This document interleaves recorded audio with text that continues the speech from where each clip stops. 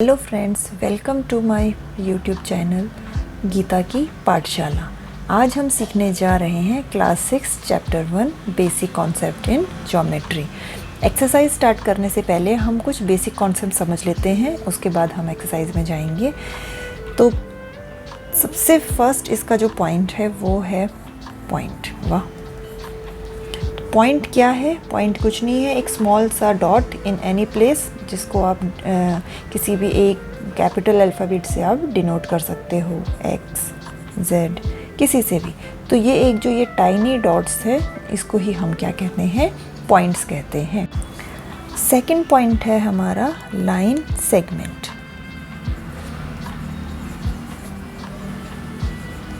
Mostly बच्चे line segment और line को लेकर काफ़ी कंफ्यूज रहते हैं, तो आज मैं आपका ये कंफ्यूजन दूर करती हूँ। लाइन सेगमेंट हमें जब हमें एक पर्टिकुलर मेज़रमेंट दी गई हो, हम उसके अकॉर्डिंग एक लाइन ड्रॉ कर रहे हैं with using 2 points, point P and point Q। यहाँ पे ये जो डिस्टेंस है ये 5 सेंटीमीटर का है, तो it is a line segment. जब हमें उसका एक प्रॉपर डिस्टेंस मालूम है तो हम उसको कहेंगे लाइन सेगमेंट। ओके, नेक्स्ट आपका पॉइंट है लाइन।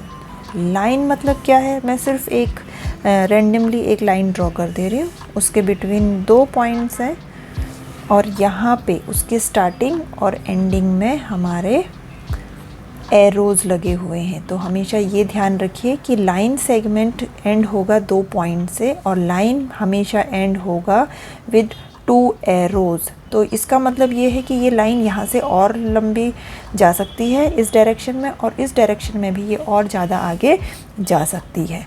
तो हमेशा जब एरोज़ होंगे तो उसको हम लाइन से डिनोट करेंगे, वो हमारी लाइन होगी। लाइन को हम किसी भी, अभी जैसे ये PQ है लाइन सेगमेंट, तो ये सिर्फ इसका नाम हो गया है P and Q, line segment P and Q।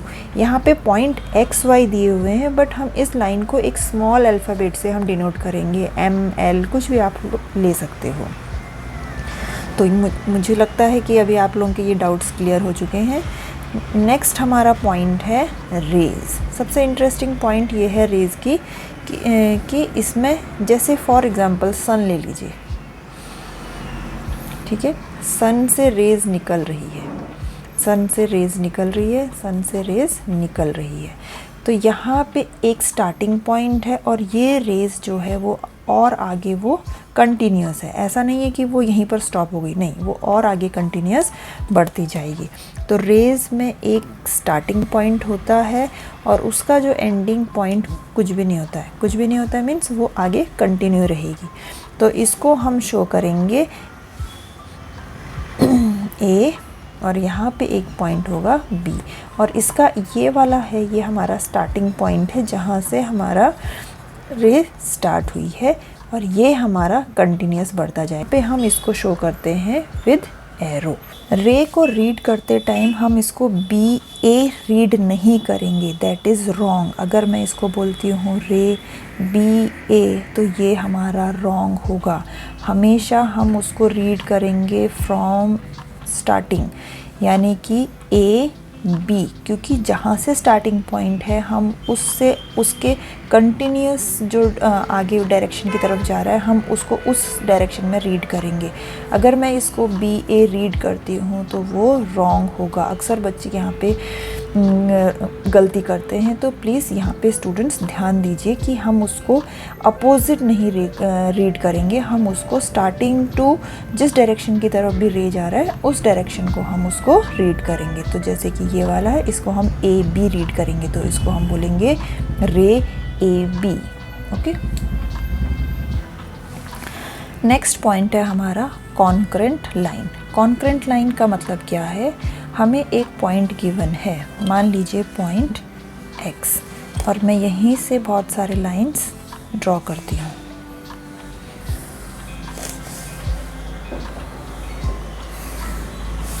Okay, यहाँ से बहुत सारे लाइंस मैंने ड्रॉ किए।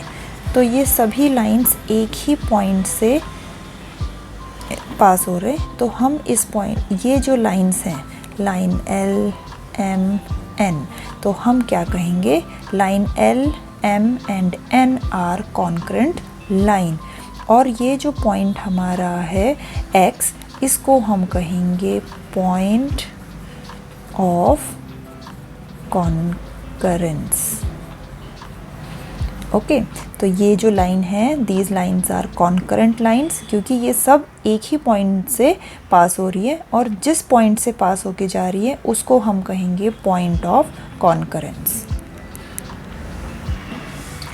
नेक्स्ट हमारा टॉपिक है कोलिनियर पॉइंट्स।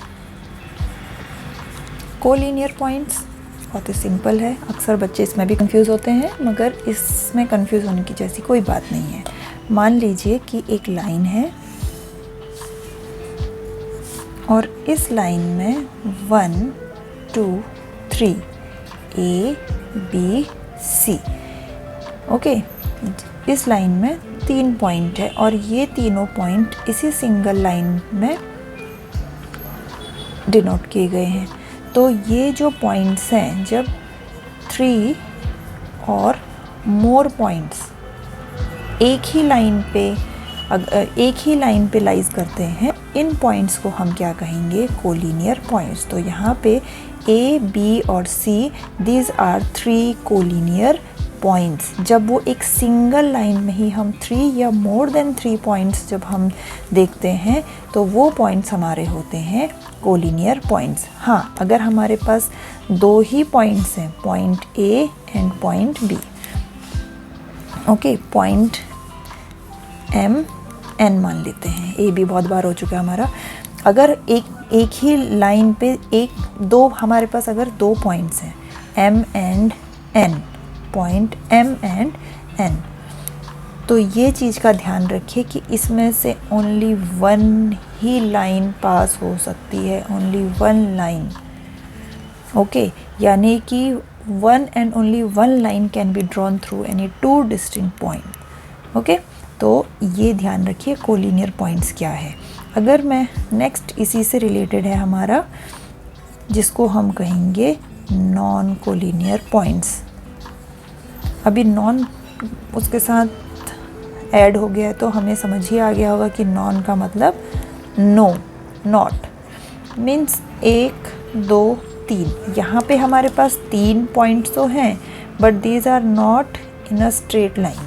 ये स्ट्रेट लाइन में नहीं है, एक स्ट्रेट लाइन पे नहीं, हमारे पास यहाँ पे 1 2 और 3 डिफरेंट लाइंस हैं। तो हम इन 3 पॉइंट्स को कोलिनियर पॉइंट्स नहीं बोल सकते हैं। क्यों? क्योंकि कोलिनियर पॉइंट्स के लिए हमारी एक ही लाइन पे तीनों पॉइंट्स का होना कंपलसरी है। तो नॉन कोलिनियर पॉइंट्स ऐसे पॉइंट्स हो गए जो सिंगल लाइन पे लाइज नहीं करते हैं। नेक्स्ट हमारा टॉपिक है, इसी में ही पॉइंट है प्लेन्स। प्लेन्स का मतलब क्या है? हवाई जहाज वाला प्लेन नहीं। प्लेन का मतलब क्या है? कोई भी 2D शेप्स, यानी कि आप स्क्वायर बोलो, रेक्टेंगल बोलो या फिर ट्रायंगल बोलो, तो ये क्या हो गई? ये जो फिगर्स हैं जो एकदम फ्लैट हैं, ऐसे सरफेस जिसमें जो एकदम फ्लैट हैं, ऐसे सरफेस को हम क्या कहेंगे? प्लेन्स कहेंगे, ओके। अभी नेक्स्ट इसी में ही हमारा है पैरेलल लाइंस। बच्चों ध्यान से सुनना, क्योंकि ये सब चीज़ें बेसिक कॉन्सेप्ट है और आगे 7th क्लास में आपको ये सब चीज़ें दोबारा से रिपीट होने वाली नहीं है। तो अभी आपको इसी क्लास में ये सब चीज़ें सीखनी पड़ेंगी। तो जितने भी डाउट्स हैं आप मुझे कमेंट करके बोल सकते हैं। पैरेलल लाइंस ऐसे 2 लाइंस हैं। मान लीजिए, देखिए ध्यान से, मैं स्केल से ही यहाँ पे एक मैंने ऊपर से लाइन ड्रॉ की, एक मैंने नीचे से लाइन ड्रॉ की। तो जितना डिस्टेंस इसमें यहाँ पर है उतना ही डिस्टेंस मिडिल में भी है, उतना ही डिस्टेंस यहाँ पर भी है। यहाँ पर जितना डिस्टेंस है उतना ही डिस्टेंस यहाँ पर है, उतना ही डिस्टेंस यहाँ पर है। और आगे अगर ये लाइन में और आगे कंटिन्यू करूँगी, कोई चांस नहीं है कि ये लाइन आगे जाकर एक दूसरे को इंटरसेक्ट करेंगी। इनके बिटवीन सेम डिस्टेंस रहेगा। सबसे बेस्ट एग्जांपल इसके लिए है रेलवे ट्रैक, रेलवे ट्रैक आप लोगों ने सभी ने देखा ही होगा। रेलवे ट्रैक ऐसे ट्रैक्स हैं जो कभी भी आपस में क्रॉस नहीं होते हैं, जो कभी भी आपस में क्रॉस नहीं होते हैं। जो यहाँ पे उसके स्टार्टिंग में जो डिस्टेंस रहेगा at the end of the place, उसमें वही डिस्टेंस वो मेंटेन रहता है। मान लीजिए अगर उनके बिटवीन 1 मीटर का गैप है, तो स्टार्टिंग जहाँ से रेलवे ट्रैक स्टार्ट हुआ है और जहाँ पे वो एंड हो रहा है वहाँ तक उसके बिटवीन का जो डिस्टेंस है वो 1 मीटर ही रहेगा, वो कहीं पर कम या कहीं पर ज़्यादा नहीं होगा। आप अपने घर के डोर देख लीजिए, डोर के उसमें मान लीजिए कि अगर घर है, घर के उसमें डोर है, तो जो डिस्टेंस ऊपर रहेगा टॉप में वही डिस्टेंस उसके बॉटम में भी रहेगा। तो पैरेलल लाइंस का मतलब क्या होता है? ऐसे दो लाइंस जो कभी भी एक दूसरे को इंटरसेक्ट नहीं करते और उनके between distance starting to end तक इक्वल ही रहता है। इसी में ही लास्ट आपका कॉन्सेप्ट है इंटरसेक्टिंग लाइंस।